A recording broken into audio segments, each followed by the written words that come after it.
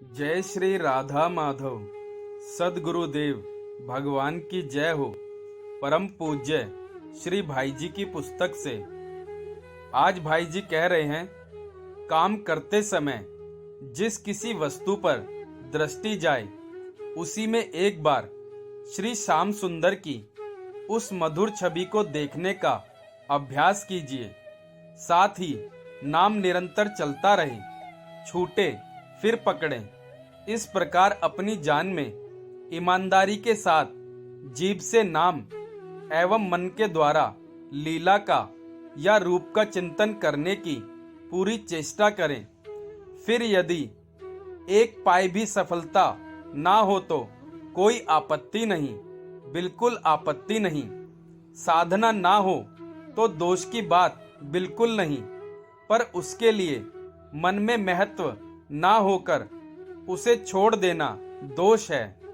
मान ले समस्त जीवन चेष्टा करते रह गए, न वृत्ति सुधरी, न भाव हुआ, न विश्वास, यहाँ तक कि रूप की मामूली धारणा कर मन एक सेकंड के लिए भी स्थिर नहीं हुआ, पर यह लालसा लगी रही और बार बार करते ही गए, तो फिर मैं तो संशयहीन होकर ही यह कहता हूँ कि आपको ठीक वही चीज भगवान देंगे जो सर्वदा साधना की परिपक्व अवस्था में ऊंचे साधकों को मिलती है। ध्यान करते समय कोई चित्र नहीं बनता तो घबराइए मत, कभी वृंदावन तो गए ही हैं। वहां का सर्वोत्तम दृश्य जो आपके मन में हो उसको उन पेड़ पत्तों की धुंधली सी स्मृति मानस पटल पर क्या नहीं ला सकते? मैं ठीक कहता हूँ। मस्तिष्क यदि पागल हो जाए तो बात दूसरी है, अन्यथा निश्चय ला सकते हैं। प्रतिदिन नियम से एक बार ही स्मरण कीजिए, पर कीजिए अवश्य। फिर देखेंगे वह एक बार की स्मृति उन वृक्षों की स्मृति ही आगे चलकर अनंत गुनी हो जाएगी, तथा मरते समय यदि उन लता आदि की ही कोई धुंधली सी स्मृति हो गई तो निश्चय समझिए आप निहाल हो गए। ब्रज में लता बनेंगे और स्वयं राधा रानी एवं श्री कृष्ण उस लता रूप सच्चिदानंद में लता रूप आपके समीप आकर अपने हाथों से फूल तोड़ेंगे, तथा आप चाहें तो उसी क्षण अपनी इच्छा अनुसार रूप धारण करके उनकी सेवा कर सकते हैं। ब्रज की लता का ध्यान करके लता बनने वाला ब्रह्म प्राप्त पुरुष से कम नहीं है। यह भावुकता की बात हो ऐसी बात नहीं है। अवश्य ही इस सिद्धांत को श्री कृष्ण अतिशय कृपा से ही आप समझेंगे और विश्वास कर सकेंगे। स्वयं तो पहले तत्वतः श्री कृष्ण बनकर ही तब ब्रज के लता बनेंगे, क्योंकि श्री कृष्ण के ब्रज की लता स्वरूपतः जड़ वस्तु नहीं है, वह सच्चिदानंदमय है। सोचिए श्री कृष्ण कितनी कृपा है। बिना उस दिव्य लता को देखे ही प्राकृत धारणा से आई हुई लता का आप ध्यान करते हैं, पर वे इसी को अपना ध्यान मान लेते हैं। इसी को निमित्त बनाकर वे आपको सर्वोच्च स्थिति प्रदान कर देते हैं। आपसे क्या लता, पेड़, पत्ते, मिट्टी के घड़े, पीतल के कलेशों का भी ध्यान नहीं हो सकता?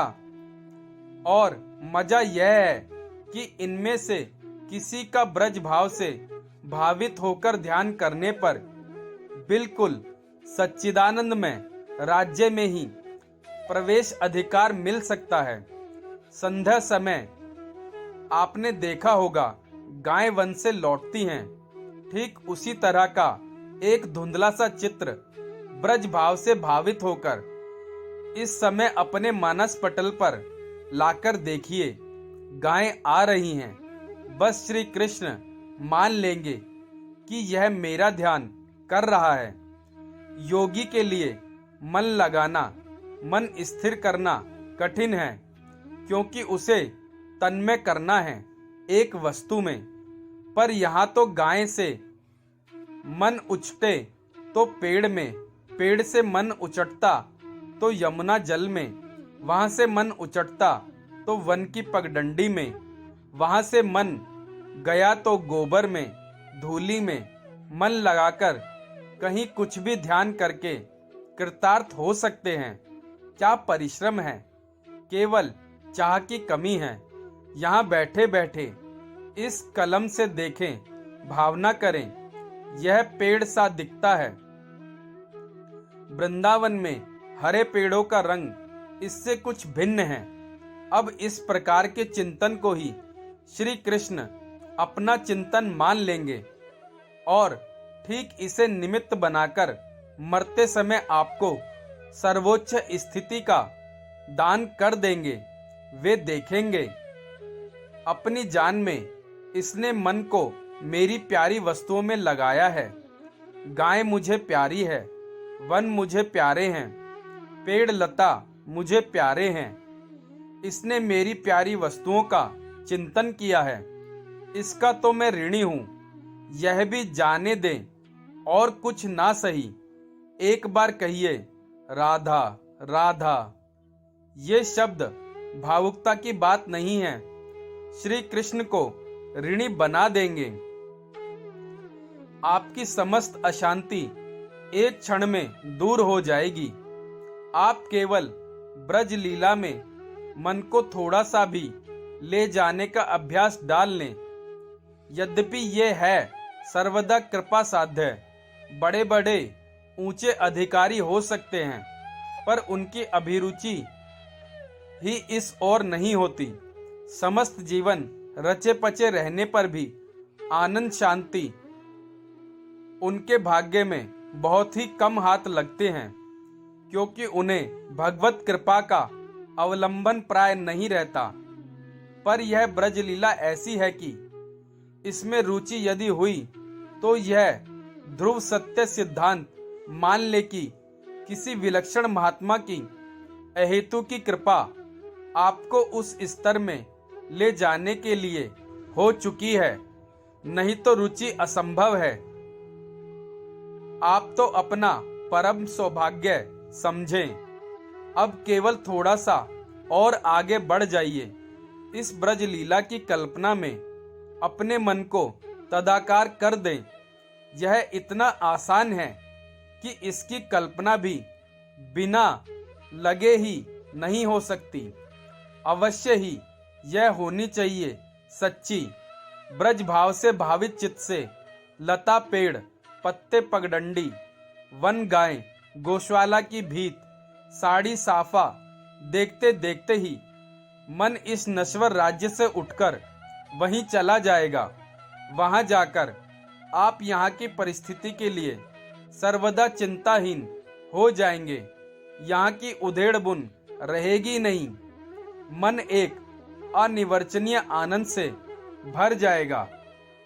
जय श्री राधा माधव।